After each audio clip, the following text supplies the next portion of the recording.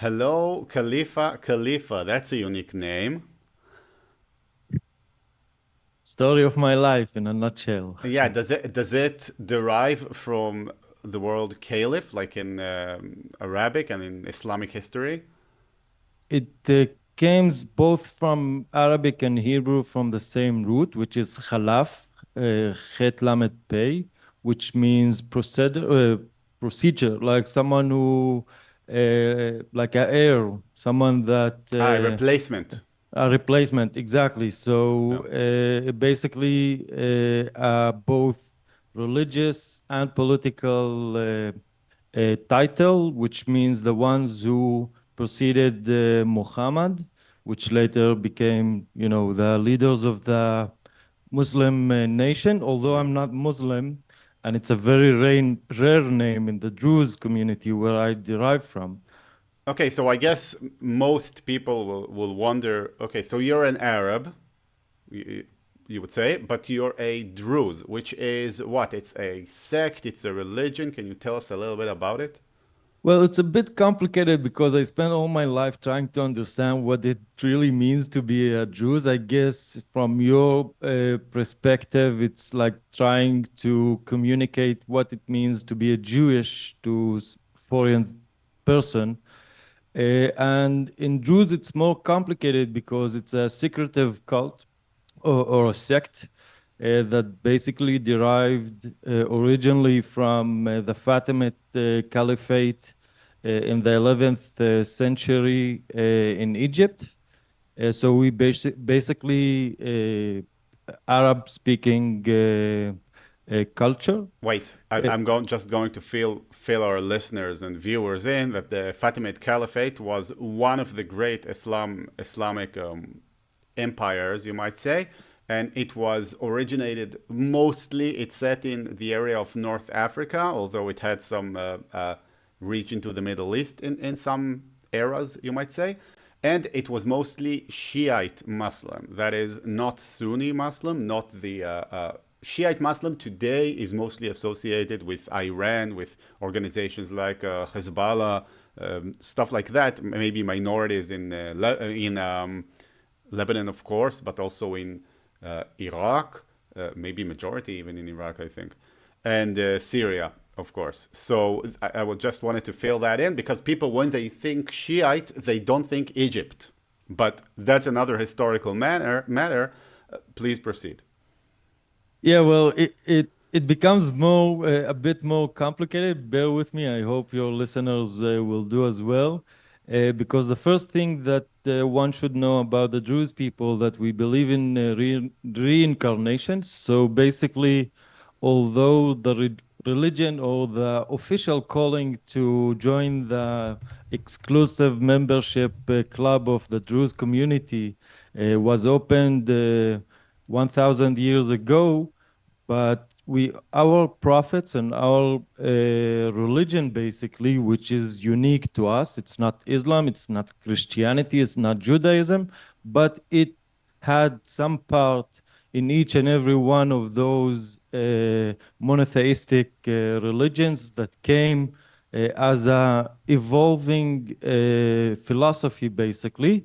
And this is how we can affiliate Druze beliefs, that some may argue that it's not a religion per se, but more of a philosophy, to Greek philosophers like Plato and Aristo and Jethro, for example, from the Bible with Moses. He was the father of Zipporah, the wife of Moses. So as we both as a human beings have reincarnation, so also our prophets have certain roles, and each and in every part on the way we had some uh, uh, messages came to us with those prophets, but the ending of this process was 1,000 years ago, and after 20 years, the calling to the Druze belief was closed, and today, now one cannot become Druze So Druze is only someone who was born to Druze and a mother and a father. And basically, the Islam world today sees us as infidels because although we are Arabs, but we have our own religious texts and books and beliefs, which kept secretive. It's a secretive religion, not only to the outside world, but also to Druze members as myself that I'm not religious, which is something unique to this religion that one should approach it only from a free will, complete free will. We have absolutely no attempt from any who in whatsoever to try to convince someone to come and become religious or become a Druze, because you can't become Druze, and to become religious it only have to come from your own free will. Is it okay if I repeat back to you what I've understood, and I will try to make it short, and this way both I can make sure that me and the audience understand Sure. basically in short what you've just said. So the Druze believe, which is an Arab sect, they believe that, well, we'll soon discuss why this sect is important, but first, you guys believe, well, not you, you said you were not religious, but that there was some sort of like calling to a religion that, let's not get into that. Well, I don't know anything about it, but it seems like we shouldn't because it's secret. Um, it ended about 1,000 years ago. And from that point onwards, no one else can become Druze, and you can only be a Druze if you're born to two Druze parents. That's exactly right. Yes. Okay, and how was that belief fared in Islam, like under Islam? Because if it's a Middle Eastern religion, then it has spent pretty much all of its history, except the formation of Israel, which we will get to soon. But it means that all the Druze have always lived under Muslim control, except for the ones that came under Israeli control. Yeah, So how does exactly. that work?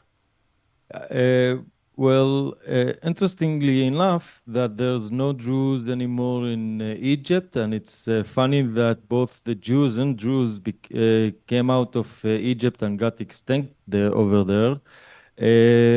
And yes, I guess that keeping the secretive part of the religion is due to the fact that Druze historically lived under Islamic laws, which is not tolerant to minorities or other perspectives. So, in order to keep the religion as itself, the Druze identity basically became as to look similar to whatever your surrounding is, the majority is, which is in case of Islam. So you will act and behave as a common Muslim in the outside world, and in your inside world, within the walls of your house, you will keep your Druze identity, and that's basically a survival technique to not over. How do you say it, to emphasize the differences between you and the majority of the community. Okay, so I have a question about that because I've seen Druze villages. I think, I guess most Israelis have seen Druze villages. And these Druze villages, they do not look Jewish, they look Arab. Yeah, So, okay, so you're saying that it. Okay, do the Druze exclusively live in areas that are today Arab? Like Syria, yeah. Lebanon, Israel? Well, it's all Arab, right? Yeah, it's all Arab. The biggest and the largest community is in Syria. We're talking about between 16,000, 600,000 to 1 million Druze people that mainly live in the Sweda province. That's And southern Syria. That's southern that's Syria. southern Syria, in the border with the border in with Jordan, and on the other side of the border in the Jordan part, there are small Druze villages, which have a community of between 40 to 50, to 70,000 Druze. Okay, how about Lebanon? How about Lebanon? Approximately 300,000 Druze people. I must say about the numbers that both Syria and Lebanon are failed countries, so we don't really know how much people there are. And since in Syria we have a civil war, so there's a huge migration and change of population. But this is the estimation that I got. And in Israel, we also have 150,000 Druze approximately, which uh, play significant role in the Israeli fabric of political sphere because they have this power of becoming the missing link or the connection link between the Druze, between the Arabs and the Israelis, and they somehow manifest to the other Arab communities, including Druze people in other countries like Syria, of how uh, to be friends with the Israelis and with the Jewish people. And we are well known in the world and in Israel in particular of how good friends the Druze in Israel are to the Jewish people and to the Israeli state. Okay, so can you tell us a little bit about that? Because how is it possible that the Druze are friends with the Jews? Because essentially, what the traditional history that we think of is that the Jews were there was a lot of friction between the Jews and the Arabs in Israel, or in what was called the Mandate of Palestine, or geographically called Palestine, but the Druze, if I understand this correctly, the Druze were never in friction with the Jews. I believe that the Druze and the Jews were allied since 1948. Well, it goes way further than that, and it's a rabbit hole that I went through after October 7, dealing of the question of how what is the true nature of the relationship between Jews and Druze? You know, most of the Jews in the world, they don't live in Israel, so they didn't grow up on the narrative that I grew up on, which basically what you just said, that the Jews became friends with the Israeli nation at its start, and somehow we've become true friends. Uh, but I wanted really to explore things in depth. And what I what I came out with is that Druze and Jews in the Middle East historically, and it goes hundreds or more, almost 1,000 years ago, historically lived uh, side by side. They had good relationships in Damascus. The neighborhood of the Jewish community was approximate to the Druze. Even in Sweden that I just mentioned, it has historical archaeological Jewish settlements that used to be there, which is interesting to speak today with my Syrian Druze friends that say how the regime of Bashar al-Assad just stole everything, and like, they even built um, a road in top of a Jewish old synagogue that was in the center of the city of Sweda, which is crazy to hear about. And you know, the common narrative that Jews that didn't grow up in Israel said, and I need to just pivot a bit to say a word about anti-Semitism in the region, because Wait, I have to stop you. okay, When you said anti-Semitism in the region, you specifically mean Jew hatred when you say Jew anti-Semitism. hatred. Okay, because Yeah, many Arabs would say, well, we're also Semitic, so anti-Semitism goes to Arab hatred, right? They will try to spin it. But you mean Jew hatred. exactly. Okay, sorry, please proceed. No, that's a very good point because I came to explore the Jewish and the Jews relationship after my curiosity about the Arab anti-Semitic rhetoric, which became very clear post October 7, and really wanted to explore the question: can Arabs, i.e., Semitic, could be anti-Semitic? And the answer is not. It's a clear yes, of course, because in Egypt, the number one bestseller book is the Mein Kampf of Hitler. And historically, a Palestinian leadership like Haj Amin Husseini, he in the 30s had broadcasted his Nazi agenda from Berlin in Arabic to Palestinians here in Israel. And I don't want to address the issues, but the outcome of my exploration about this topic, that even speaking the Arabic language itself culturally has anti-Semitic or Jewish hatred aspects that could manifest in many different ways. Like, for example, even in ways that the beholder is not even aware of his anti-Semitic views.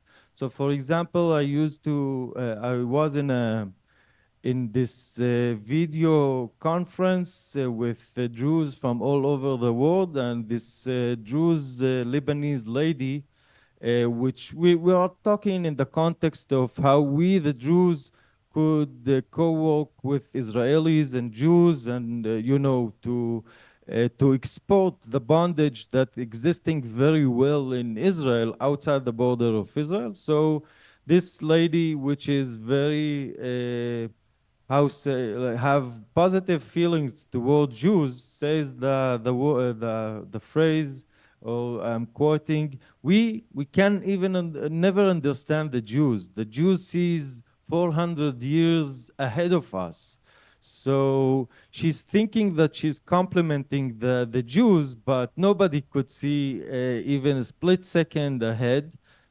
But people believe that Jews somehow or the Arabic speaking people usually attribute this mysterious powers or abnormal phenomenons towards the Jews. Some of it like positive, like they are very intellectual, they're very powerful, and some of them are like very negative, like they are malicious and they have bad intentions, and they manipulate the world. The protocols of the elders of Zion, you know. You're going to have to explain that. You're going to have to explain what you meant by protocols of the elders of Zion. So the protocols of the elders of Zion is a fake text that originated in the 19th century in Europe, and it allegedly gives the protocols of meetings between these Jewish leaders that are plotting how they should control the world and create this all one global nation that would be controlled by the Jewish people. And it is the Bible of all anti-Semitism basically in the world. But this book is highly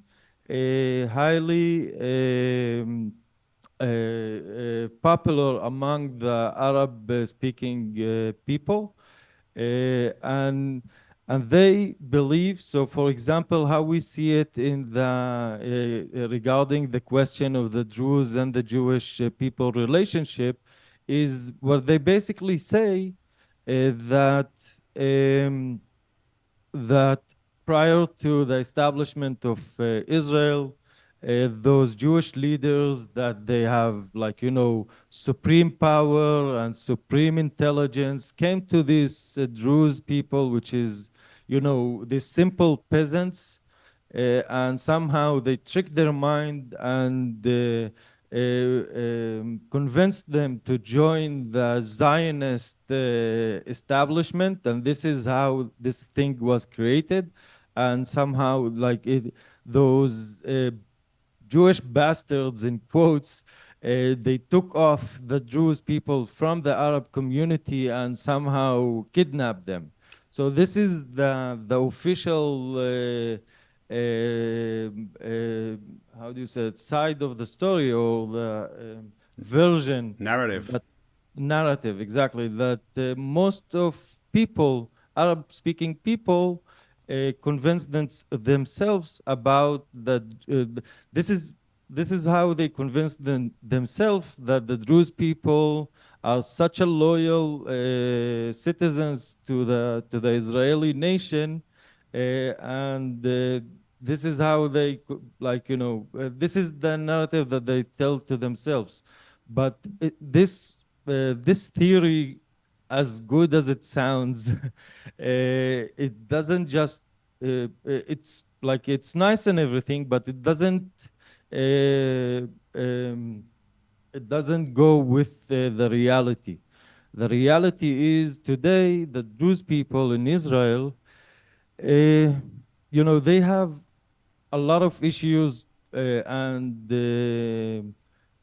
hard feelings towards the Israeli state on civilian matters. Before October 7, Israel was in almost on a civil war situation, and that didn't skip the Druze as well, because the Druze today they're not full citizens in the opportunity wise, and it's like it could look like minor things, but they are not things of in terms of infrastructure, on how to evolve or devolve the communities and the Jewish villages and everything. So they are very compared to Jewish settlements, they are in a very bad shape, and things became like in a very crazy situations that uh, major neighborhoods don't have connection to basic things like electricity and internet. So a lot of Druze that took participated in demonstrations prior to October 7 against the what they seem as misconduct from the Israeli state towards the Druze community, which been a loyal citizens. Uh, but on October 7, although we had such a full stomach on the state, Druze people fought first on the lines. They sent troops. They sent all their love. Like, for example, Okay, I'm my stopping you mother. again. I'm stopping Yeah, you sure. again.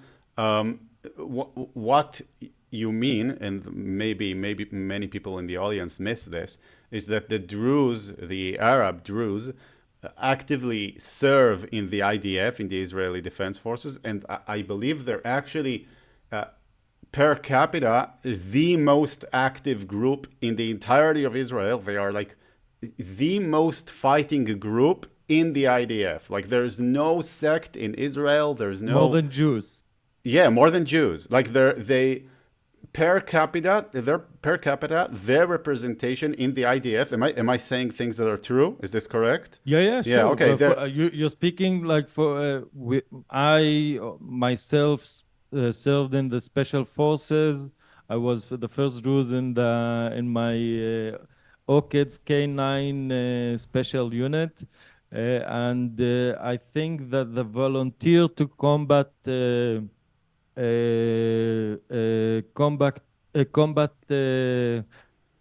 roles from the Druze community is the highest in the whole Jewish state. Okay, yeah. So actually, that's quite interesting. That the sect that serves the most in the Israeli Defense Forces is Arab. Actually, it's not even Jewish. But that aside, so you spoke about well, the Druze basically not liking the Israeli government very much. But what I understand from you is that it's not liking them within a context of fair democratic debate, in a sense. Like it's not much different than if, say, a black community in the United States would be like, well, we don't like how you guys are treating us. Our cities are not as well funded as the others, or whatever, right? So it's not like hostile to the state. It's political disagreement. Exactly, Oh, exactly right. okay, so you guys are Arab, and there are more Arab Druze. Sorry, the words are so similar in English. There are Yeah, more. well, that's the context because the the premise is that we as Jews are a victim of anti-Semitism as the Jews and Jews. I always say that Jews are Jews with no benefits. That's how I see it. Yeah, I've heard you say it before. I think it's quite smart. But so the reason that you guys are being discriminated against across the Middle East is because you are known for having an alliance with the Jews, and that automatically makes you suspicious in the eyes of other communities around the Middle East, mostly, of course, the Arabs and the Muslims, both Shiite and Sunni. And these guys mistrust Jews in general. And so, by association, they also mistrust the Druze, even though most Druze have nothing to do with Israel, because not all Druze live in Israel. In fact, most Druze don't live in Israel. Is that correct? That's correct. And you could then put it in the historical context that, being a minority in order to give,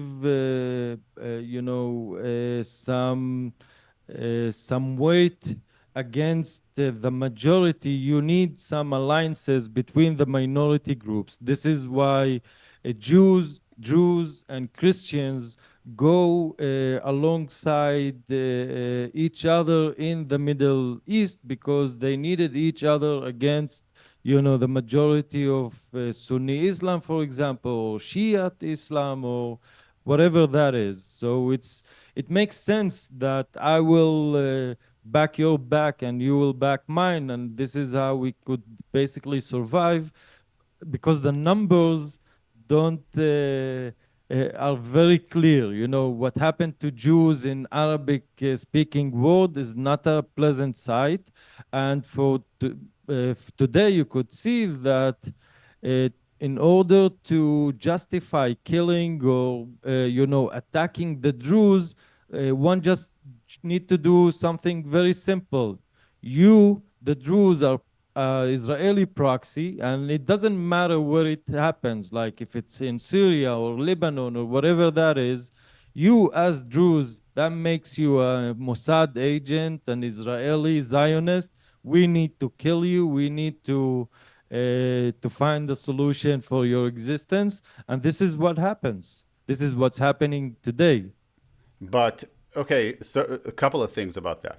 First of all, the Druze in Syria are in fact not Israeli proxies, right? They are not supported by Israel at all. They are, I guess you could say that they are financially supported from Israel, but not by the state, just by the Well, Druze community in Israel, right? So it's the Druze in Israel supporting the Druze in Syria. It's not a government organization. Is that yeah, correct? yeah, that is correct, and it's a very interesting thing because it happened. It There was an incident that this became very clear. It shows how the Israeli Druze help their Syrian Druze. But before I mention what happened in Syria in 2018, I must say that one of the strongest moral conducts or moral codes of the Druze community is I'm my brother's keeper. For like knowing that someone is Druze is addressed as your brother of who you are. Like I could speak to a Druze member that I never seen that even lives in I don't know in Germany, but we have this strong common ground together.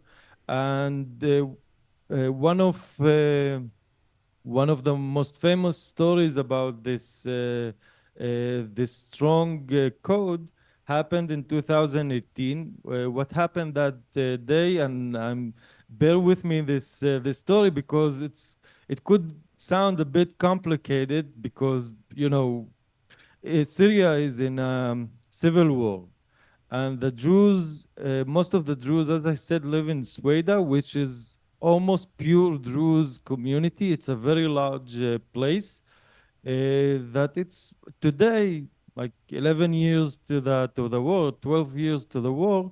It's a semi autonomy that lives by itself under a state that it's basically no state, that it's in a civil war, which is a complete mayhem. And the Druze community starting the civil war had this stand of being neutral. They said, we as Syrian people will not bear arms against Syrian civilians. That makes no sense. But sorry, we can't participate in that. And since they are in a very large place, they could not go to the Syrian regime army. And since they are semi-autonomous, they couldn't really, forcibly how do you say it, to recruit Draft a forceful, uh, yeah. exactly. So basically, what happened in 2018, that 7 years to the civil war, Bashar al-Assad regime felt somehow safe that today we are speaking about Syria, but it's basically provinces that is basically on ethnicity. So in his stronghold of Damascus, the capital city of what used to be Syria, he had this refugee Palestinian camp called Yarmouk. And this refugee camp was all, how do you say, they pledged alliance to ISIS. The And he Palestinian could, camp? Palestinian camp that joined ISIS, Okay. uh, and he couldn't afford having ISIS in his throat in his capital city, so he tried to occupy them, and that didn't go well for him. But to put it in nice words, but it didn't look pretty. The sight, he lost thousands of soldiers in the attempt. And since he couldn't do that, he came to this twisted deal with them. He said, I will give you safe passage. I've seen myself the safe passage cards that the Palestinian ISIS groups had. How many And people are we talking about, this Palestinian ISIS group? well, at the time, it's several thousands because they had these buses going all the way from El Yarmouk. I don't know exact numbers. I will try to seek further details about the numbers, but several hundreds of them, they in order to know to compensate on the loss of their like houses and things, what they did, they had clear passage, as I said, to Sweden. And on July 25th, 4 a.m., they launched this massive attack on the unarmed civilian villages of Sweden province. And the similarity between what happened in Sweden 2018 and October 7 is chilling, to be honest. I'm gonna stop you here. I want you to go on about this event, but I just wanna, I wanna unfold the drama here because there are so many different factions and it might be confusing for people. Okay. Yeah, sure, sure. So what we have is essentially you have Syria, right? Inside Mhm. of Syria, there are descendants of Palestinian refugees from 1948, right? Right, And right, these people still call themselves Palestinians. right, And these people join ISIS. right. Okay, now you have like an ISIS enclave, an ISIS Palestinian enclave. By the way, I never knew these guys were Palestinian. I've heard about the event you're describing in Al Suwaida, but I never knew these guys were Palestinian. So you have this Palestinian ISIS group inside of Syria, which is hostile to the Syrian government, Yeah, right? because Because of the exactly, civil yes. war. And basically what happens is that the Assad regime reaches some sort of arrangement with these guys so that Mhm. maybe it's like a truce because it was too much for him. And then Mhm. these guys turn on the Druze community in Al Suwaida. No, No? it's not a truce. It's that was the deal. I will give you clear passage. You must clear out of from Yarmouk refugee camp because it Ah, was in Damascus. So he need to clear it. He couldn't occupy it. So he needed to clear the whole community. So he cleared them. He harmed nobody, including several hundreds of fighters that later launched October 7 massacre in Sweden, which was called. okay. Oc- So let me try to rephrase that. Basically, he bribes them into ethnic cleansing. Yep, Okay, yeah, exactly. he gives them That's money so exactly. they leave, right? If You couldn't put it in a better yeah, terms. That's he bribes them so the ethnic Palestinian group leaves. That's what. exact. Okay, so they do that. That's to 2018. No, but he bribes them with ethnic cleansing, saying that I will give you passage to Sweda, and there you have infidels. I'm reminding you that's an ISIS group, which is an extreme Sunni group that hates Jews as Jews. So he said, "Go and massacre those people." You have, and I've seen, the videos of them preparing to go for to launch these attacks, and their leader is saying, "On this mountain, you have infidels, you have Zionist." I don't know, helpers or Zionist whatever that Arabs, basically. But exactly. before you go on, I want to make one thing clear that we haven't touched on. Mhm. The Druze people in Syria, they hate Israel. They're not Zionists at all. Is this correct? Prior to the civil war, they've been part of the fabric of the Syrian state. You had, like, the Druze people are very well known in the whole Middle East, are fierce, brave, and strong fighters. And that's a reality, like, I can and attest that in Israel that is indeed how they are known. Like there's like a saying in Israel that whenever you need like to take a tough action, people would say like, why don't you just appoint a Druze to be the chief of the military staff and be done with it? That's like the vibe, right? yeah. So the Druze are known to be fierce fighters, and even though they're Arab, as I've said, they hold a very strong um, position within the Israeli Jewish armed forces. Well, it's the Jewish state. But in Syria, okay, what would happen, for example, if the Syrians fought against the Israelis and then you would have Druze on both sides? How would that work? Just curious. uh, just let me finish that one of the chief of staffs in Syria was Druze. This is how integrated they were in the country itself.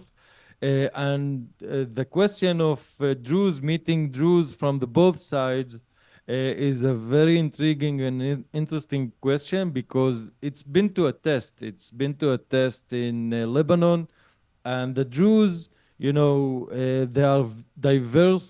There are pro-Israelis in Syria. There are pro-Bashar al-Assad in Syria. There are pro-Hezbollah in Syria. But the vast majority, like, it's a very diverse um, sphere or rainbow of thoughts. But the common rule is that we, as a pragmatist approach, will say that we will never defy the central command or authority as long as we live in peace and quiet, and we have the freedom to basically on three things: our land, our dignity on what's on the land, which is my family, my house, my property, and my religion. As long as those three rules are okay, so we are okay on whatever regime. We have no aspiration of our own governance. Yes. That's very interesting because these three ideals uh, sound very Western, and that's kind of funny from a group that essentially formed in the Middle East. Its entire history is based in the Middle East, but these ideas are very Western. It's basically what you've just said is freedom of religion, right? Freedom of conscience, uh, private property, respect Yeah. for property. Like it's the concept of rights essentially. It's kind of weird. I tell you, it goes very deep because you can see on this side the Druze flag, and it basically have The audience can't see it, so you might want to hold it up. it has few virgins, and one could look like only the star or like the stripes themselves, but you could see that they have blue, white, which is the Israeli flag, and it has also blue, red, and white, which is the colors of United States. And I guess that's no incident because if you think about it, Jethro, what was his role in the Bible? He's the only goy, he's the only non-Jewish Jew that has a parasha and on his name in the Bible, and he's our main prophet. Shwaib, Uh, right? He's called Shuaib. Shwaib in Arabic. Yeah. Yeah, and he advised Moses to decentralize the central command of how to judge between people in justice, and the whole the U.S. Judicial system is based on this advice, which I find very interesting. So yeah, that is like it's very simple conduct and rules, but and it's very strange that it comes from the Middle East, but yeah, that's what it is. Very interesting. Okay, so please take us back to the ISIS Palestinian ISIS attack. Although it's weird to call them Palestinians, I guess, but they insist on identifying as Palestinians for many generations. We have this all over the world. Yeah, the So eternal yeah. refugee state. So Yeah. take us back to this ISIS attack on Al Suwaida, which I remind our listeners, Al Suwaida is a Druze, basically enclave with about 1 million Druze, maybe a bit less, with about a million Druze living in Syria. It is the largest Druze community in the world, right? And Yes. I also think that there was way back during the French mandate of Syria, there was at one point for about maybe 20 years a sovereign Druze state there. I think it was called Al Suwaid. Right. The Jabal al-Duruz or Jabal al-Arab. Yeah. Okay, so it's a Druze enclave, and basically ISIS, Palestinian people who have joined ISIS have attacked it in 2018 during the Syrian civil war. So I've heard about that. I never knew these were Palestinians, but please go on. Yeah, so I'll spare the graphic image of what really happened, but I would say that the similarity of what happened in the Gaza envelope settlements and what happened in Sweden that day looks very similar, and you could really change the names between Druze and Jews, and you couldn't tell which is which. And it ended up with the Druze people basically counter fighting and pushing away the aggressors, but not before that the aggressors took hostages. And those hostages, like few days later, a video released with a beheading of a 17 years old girl, and they're asking for a ransom, basically. And since the Druze community is living under a siege and economical terror from the Syrian regime that is trying to punish them, uh, so they couldn't really raise the money in order to release the hostages, and who did could afford and did that basically was the Druze people in Israel that in large in few days they just collected the money and passed them to the Druze community in Syria, and the hostages were released. And that event changed completely what people couldn't really even articulate or think about in Syria.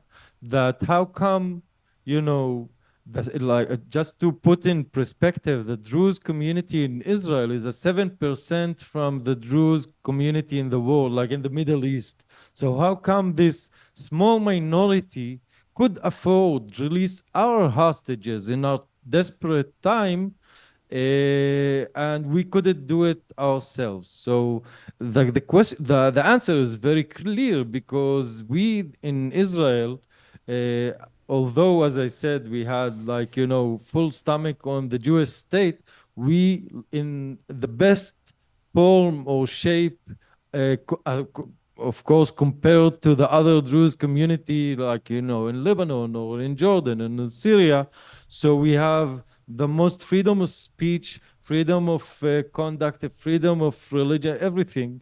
And we live the most prosperous way of living compared to all of them. So this event was really groundbreaking toward how Druze people in Syria start looking toward Jewish people, because these people was they are a product of the Syrian Ministry of Education system, which is not tolerant to the Jewish people. They learned that Jews are, sons of pigs and monkeys, and they should treated as lesser people.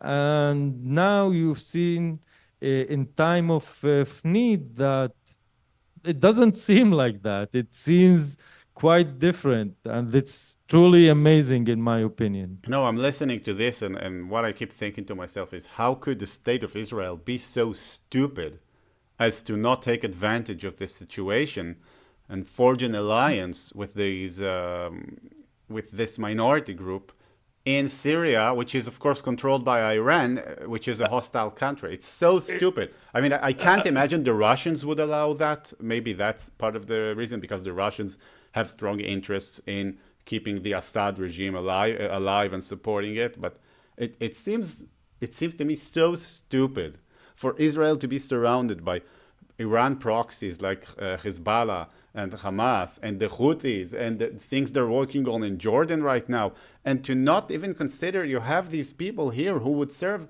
You don't have to turn them into proxies, but the mere just supporting them for helping them defend themselves or anything, that will buy you a valuable ally. And it seems idiotic. And it goes worse than that. It goes worse than that because in August 23, 2 months prior to October 7, a civilian, non-violent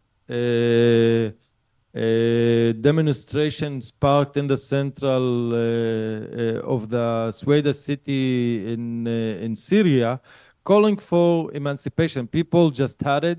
They know these people, poor people, are living in a constant state of declining from 11, like the how do you say, magama, the Process. 10th. The process is very clear where it's going to, and it's not a pleasant sight. So these people started to demonstrate against the Iranian regime, against Bashar al-Assad regime, against Hezbollah, which is flooding their province in massive amount of amphetamine drugs, Keptagon, terror and trying to, tear apart the fabric of the culture of the society. So they start to demonstrate against Hezbollah and Iran, and they are doing it by themselves. Like here in Israel, we don't we don't know the feeling of something bad happening to you and not all the world to hear about it.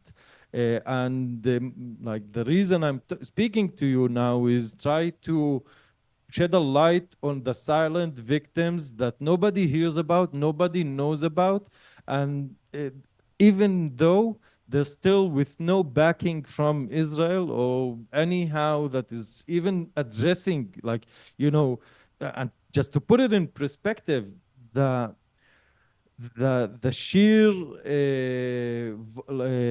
like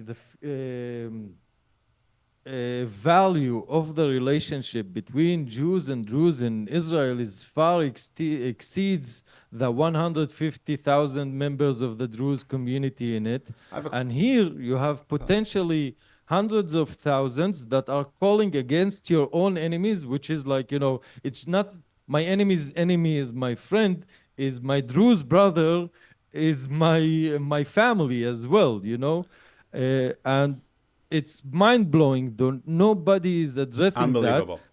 and I want to ask you something about I that. just want to put Sure. one last thing in perspective. And on each Friday they hold this massive demonstration that just going larger, and the regime is fighting it harder. And I watch the live videos every week, and I have a screenshot of someone that just put a comment saying that you all Israeli proxies and Zionists, and we should clear you all, or something like that. Someone who's not really a fan of the Druze community. And this is what I'm trying to say, that we perceived when it's convenient as Jews, and this justifies anything to do with us as Jews. Okay, so I have several questions. First of all, there are Druze members of parliament in Israel. Right. So why are they not pushing for this? I've never heard anyone talk about it. Yeah, well, I say that there's a rule of thumb in the Middle East that the in Israel there's a famous saying that goes "Atuvim letais," which is the best of the best to go to airport, not airport, to Become fly, pilots. That's the become translation. pilots. Yeah. Exactly, sorry. And in politics it goes exactly the other way, that the shittiest of the shittiest go to the politics. This Okay. is why I don't believe in the system. This is why I don't, take part in the elections in Israel, because the political system is rigged, and it needs to be fixed, and there's a lot to do about it. And our political members are no exception in this regard. Okay, so that's one question. The other question I've had was, okay, before the question, I just want to tell our listeners a story. During the War of 67, the Israeli Arab War of 67, what's called the Six-Day War, in which Israel conquered the West Bank, the Golan Heights, and the Sinai Peninsula, which it has since returned. There was a plan among, I think it was one of the Israeli, well, I don't remember what his role was back then, but his name was Yigal Alon, right? And Yeah, Sar and Chutz, he was the foreign foreign minister. minister. Okay, so Yeah. he had a plan to march into Syria, into southern Syria, and liberate the Druze there and enforce a free Druze state which could serve as an Israeli ally in the Middle East. But unfortunately, no one agreed with him, or I don't know if no one agreed, but no one No, bothered. no. So I'll tell you what was it. Just to put it in perspective, this is the first days of the occupation of the Golan Heights. So I think that what he had in mind, that they can't really hold this territory as, sorry, as Israel for a long time. So his idea was to liberate Jabal Druze and connect it to the Golan Heights, and by that giving a friendly Druze state as a buffer zone between the haters of Israel and the Jewish state, and it didn't go in because they said that in a future peace agreement between Israel and Syria, what would be the legal situation of the Golan Heights? And this is how this idea was dropped off. I actually think that there's actually a stronger argument against it, which is that the Soviet Union would never stand for that. That's because Syria was basically a Soviet satellite state in a sense, and Sure. And this is why I guess this moment of time is like a window of opportunity that, but time is scarce, and there basically, it's not a matter of let's, put a Druze state, yes or no. We have no other option, because if this situation as it is goes down the road, the Druze people, I said, their first rule is land, and they are leaving their lands in massive numbers, and that's because of a clear Iranian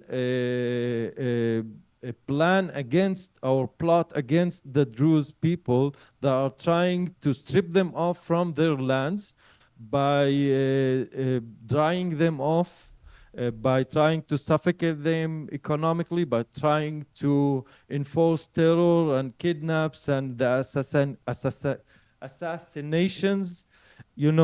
The more I read about it, the more things look very evident, because we spoke earlier about anti-Semitism, but I could say, as someone who read spent few thousand hours of trying to understand the Israeli-Palestinian conflict. So we could say, it's Islamic extremism. It's a religion war between Islam and Judaism, and we could address, like, try to conceive or understand or put in a narrative what is really happening. And one of those narrative, which is could all be true at once, and one of those narrative is, you could say, that was what is happening between Israel and Gaza and Lebanon, with Lebanon for sure, is that it's a war between a sovereign country and drug cartels and drug lords. Hezbollah or Hassan Nasrallah could present himself as spiritual leader, but he's a drug lord. Bashar al-Assad is basically, he could say that he's an eye doctor. I don't know if you remember yeah, that. he's a doctor. But he's basically a drug manufacturer, and his Hezbollah friends are the smugglers, and they are trying to flood both Europe and the Sunni countries with drugs, going all the way from South Syria to Jordan to the Sunni states. And if we put it in this perspective, and we will see who's making a living from what, you could know who's your enemy and who's a friend, who is a foe. Okay, so that's very interesting, and I plan on covering that on my Hebrew channel, so that maybe it will get some sort of conversation going. But I just want to ask you one last question before we wrap this up. How did it even come to pass that the Jews and the Druze were allied, even even before the state of Israel was established? How did Yeah, it happen? in the 30s. Well, it's a very interesting story that I need to explore more. But basically, there was one incident that Arab leaders tried to convince Druze people to participate in the great how do you call השביתה, המרד הערבי הגדול, Oh, נכון? it's 36. In 36. The Great Arab Revolt of 36. Yeah. Revolt, exactly. So they tried to convince them to participate, and at that time there was one battle between Jews and Druze, and the Druze lost, but they killed the brother of Moshe Dayan, Oh, and okay. it was a very brave and clear sight from Moshe Dayan that instead of like putting those people in the same color as the majority, like put their label of Arabs and color them in one color as the whole background, but they reached out and somehow the Druze gave him the body of his brother that they couldn't release, in my opinion, if I remember correctly. And ever since, Druze and Jews goes hands in hand as it goes to Israel. It goes way further, as I said, but in terms of the establishment of Israel, that was the breaking point that tilted the campus, and ever since the things became very clear. Okay, so yeah, maybe we will discuss this in the future. Uh, Yeah, I need to read more about it, I must say, mhm. but it's very interesting. Yeah. So it's been a terrific conversation to have with you. What I would actually love for you to do, if it's at all possible, I realize that for many reasons it could be impossible, but if you can get a Druze from Syria who speaks English or from anywhere, maybe even Lebanon, I would be very happy to speak to them. I can, if they're bothered by it, I can blur their faces and their voices. It's all okay. Um, Yeah, so you have my answer is yes. If we could secure of not recognizing them, I do those things of putting Israeli Jews to speak out with Druze Syrian, and I one of our meetings I asked my friend, tell us what it means to for someone to know that now are talking to Israelis or Jews, and he says it's a death sentence on the spot, yeah. no Okay, question so we asked. can just go on maybe only audio or something like that. Maybe Sure. you can also be in the conversation, and I don't know because they wouldn't trust me to blur them or something like that, or maybe you guys can work something out because I can blur their voice in editing, but maybe they wouldn't trust me to do that, right? So maybe they would want their voice to be I will blurred. take care of that. No worries. I Okay, will I will arrange that. It's so important for me, so I again, will I want to gladly put it do it. on here. I want to put it Sure. on here so that not so that English speakers can all listen to it. And English speaking viewers and listeners, audience should hear from their voice. Like, don't mind me. Just I will bring a guest for you in this matter. It's very important to hear it in their own voice, in their own Yeah, words. and also I'm very interested to speak to Palestinians also, if you don't mind, as long as you think that these are people who can have a civil conversation with me. You know, I, I'm let's you've say seen that I've I'm done this before on this channel, Yeah, right? yeah, So I've seen it, and I'm less putting efforts in trying to reach out for Palestinians at the moment yeah. because I see less success chances in this channel. But I understand it. It's very important, and I hope you will do it, and I will try to help you whatever it takes. Okay, and good luck with all of your endeavors. I hope that you become an important voice for the Druze community in the Middle East in the future, and that we can point to this conversation and say, see, these people talked. I talked to Khalifa. So, Doran, I want to thank you for everything that you are doing, and for me, it's a true privilege and honor to meet you, and to get the opportunity to be enriched by your content and who you are as a person. So I thank you very much. thank you so much. Okay, so we'll see you again in the future. Bye bye. See you later.